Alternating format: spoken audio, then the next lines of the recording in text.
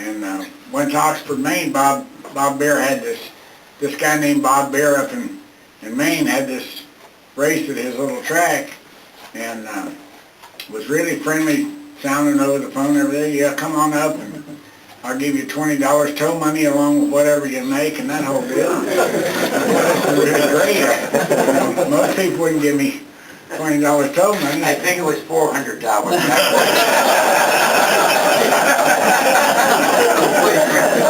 Bob, it might have been $500, but I didn't want to say that in front of Ricky in case.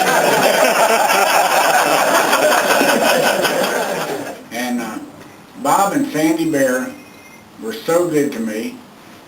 They were so supportive of the thing, but immediately friends. And their son was right at Davy's age, you know, so we had a connection from that standpoint too, and we became friends immediately. And I think even if I hadn't won the race, we still could have become friends.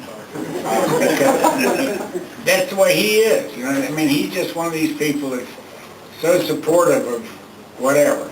And so I got to win the race and get started on my deal, and we've stayed in touch and stayed really good friends through all of these years. Well, I think it's fair to say that I don't think that I would have been in the position I was in years later had Bob not built the racetrack.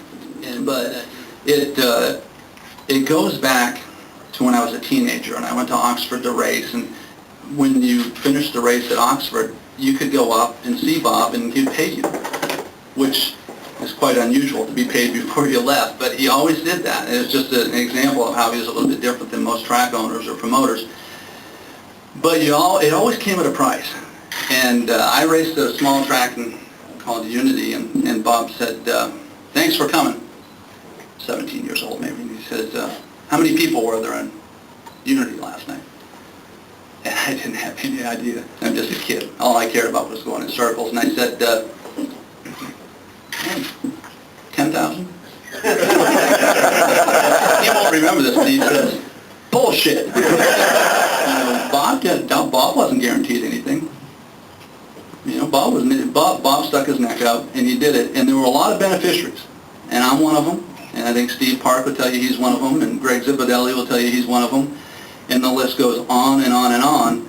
And honestly, folks, that's why I'm here today.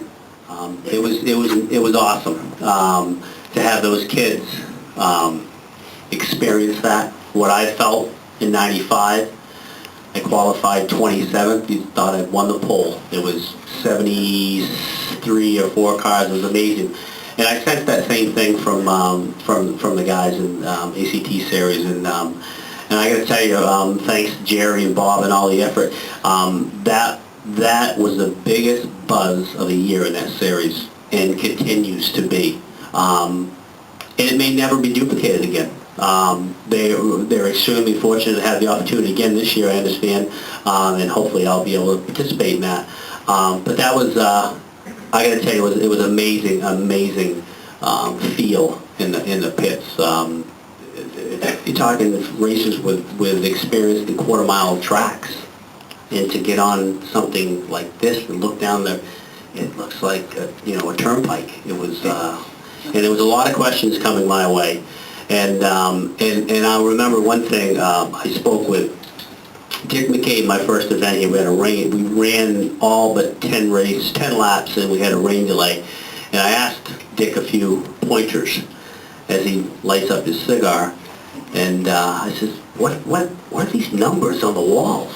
It's like 3, 2, 1. I think at that point they may have been 300, 100, 300, 200, 100. And he goes, "Well," he commenced to tell me 300 is when you potentially want to lift, 200 on occasion if you're feeling good, and if you don't lift by 100, just reach down and grab what Mama gave you.